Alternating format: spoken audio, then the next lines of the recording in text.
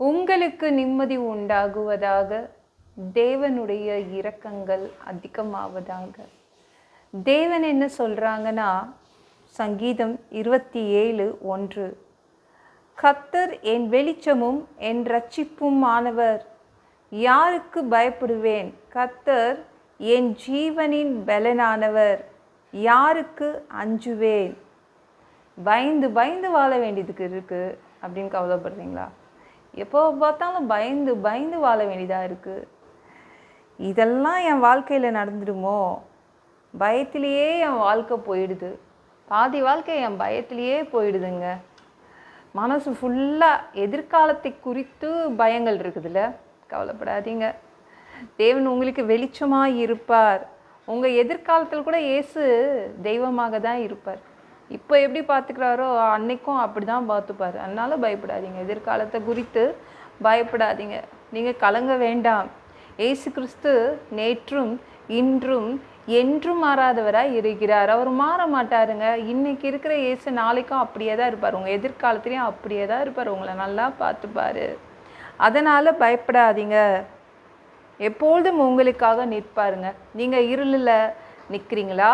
உங்கள்கிட்ட வெளிச்சம் இல்லையா? நீங்கள் இருளில் நிற்கும் போது அவர் வெளிச்சமாக இருப்பார். உங்களுக்கு ரட்சிப்பாக இருப்பார். உங்களை அவர் தொடர்ந்து காப்பாற்றி விடுவாருங்க. அடிக்கடி எத்தனை தடவை உங்களை காப்பாற்றணும்னு நினைக்கிறாரோ அவ்வளோ தடவை காப்பாற்றுவார். ஒரு தடவை கூட விட மாட்டார். சரிங்களா? காப்பாற்றும் தேவன், ரட்சிப்பாக இருப்பார் உங்களுக்கு. அவர் ஜீவனின் பலனாய் இருப்பார். உங்கள் உயிருக்கு அவர் பலனாய் இருப்பார். உங்களுக்கு அவர் மனித பலன் வேண்டுமா, இது தேவனுடைய பலன் வேண்டுமா? தேவனுடைய பலன் தான் நம்மளுக்கு வேணும். தேவனுடைய பலன் இருந்தால் நம்ம எல்லாத்தையும் சாதிக்க முடியும், வெற்றி கொள்ள முடியும் இல்லை? அதனால் ஜீவனின் பலனானவர், நம்ம உயிருக்கே பலனானவர். நம்ம என்ன நினைக்கிறோம்? இந்த உடம்புக்குள்ளே உயிர் ஒட்டிகிட்டு இருக்குதுன்னு நினைக்கிறோம். அதனால தான் நம்ம உயிரோடு இருக்கிறோம். ஆனால் ஆண்டவருடைய பலன் உங்கள் கூட இருக்கிறதுனால என்ன ஆகுதுன்னா, உங்களுக்கு உங்கள் உயிர் பாதுகாப்பாக இருக்குது. ஜீவனின் பலனானவர். அதனால் நீங்கள் பயப்படாதீங்க, யாருக்கும் பயப்படாதீங்க. தேவன் உங்களுக்கு வெளிச்சமாக இருப்பார், ரட்சிப்பாக இருப்பார், ஜீவனின் பலனாக இருப்பார். சரிங்களா? நம்ம யாக்கோபுக்கு பயங்கர பயம். அப்போ கல்யாணம் ஆகலை யாக்கோபுக்கு. அவன் எதற்காக பயந்தான்னு பாருங்களேன். ஆதியாகமம் 28:20 மற்றும் 21 பாருங்களேன். எதிர்காலத்தை குறித்து பயம் வந்துடுச்சு. ஏன்னா அவங்க அண்ணன் கொலை பண்ணுறதுக்காக துரத்துறான். அதனால் ஓடி வந்துட்டான். தூங்கி காலையில் எழுந்துக்கிறான். அந்த போகிற வழியில் தூங்கிட்டான். எழுந்து உட்காரும் போது கூட அந்த பயம் அவனை விட்டு விடலை. ஜெபம் பண்ணுறான். என்ன ஜெபம் பண்ணுறான்?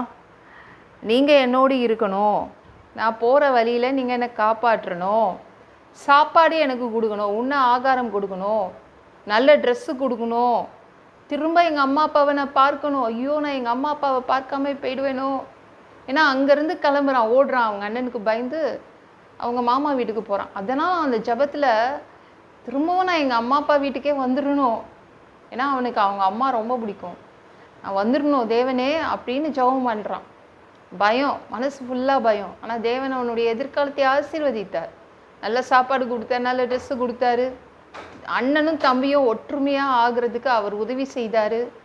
அவங்க அம்மா அப்பா வீட்டுக்கு திரும்பவும் வந்தாங்க. அவன் ஆண்டவர் உங்கள் எதிர்காலத்தின் பயத்தை அவர் என்ன பண்ணுறாருன்னா சரி பண்ணி விடுறார். பயப்படாதீங்க, எதை குறித்தும் பயப்படாதீங்க. உங்கள் எதிர்காலம் தேவனுடைய கையில் இருக்குது. இருட்டாக இருக்குதுன்னு தோணுதில்ல, இப்போ இருட்டாக தான் இருக்கும். ஆனால் தேவன் அது வெளிச்சமாக மாறிடும். ரட்சிப்பாக இருப்பார். ஒரு தடவை கூட விடாமல் காப்பாற்றுவாருங்க.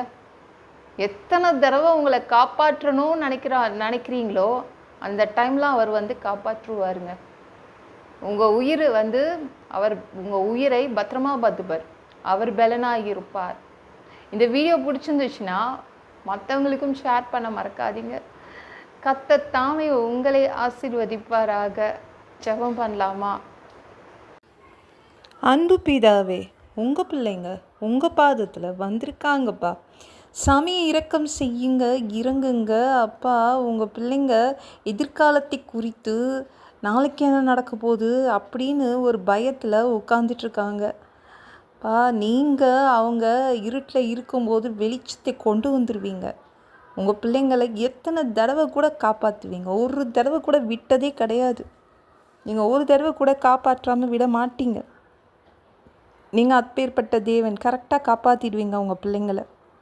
அவங்க உயிரை காப்பாற்றுவீங்க. தேவ பலன் உங்கள் பிள்ளைங்களுக்கு வருது. எல்லாம் பொல்லாத பிசாசுகள், ஏவல்கள், மந்திரங்கள், தற்கொலை ஆவிகள், பயத்தின் ஆவிகள், பலவீனப்படுத்துகின்ற ஆவிகள் எல்லாம் இயேசு என்ற பெயரினை கொண்டு துரத்துகிறேன். ஓடிப்போ. உங்கள் பிள்ளைங்களை இரத்த கோட்டிக்குள் மறைச்சிக்கோங்க. பரிசுத்த ஆவியால் நிரப்புங்க. ஞான ஸ்நானம் எடுக்கணும். ரட்சிப்பீராக. இயேசுவின் காயப்பட்ட தழும்புகளால் எல்லா வியாதிகளும், எல்லா பலவீனங்களும், கேன்சர் போன்ற வியாதிகளும் சரியாகுவதாக. மரணப்படுக்கைகள் சரியாகுவதாக.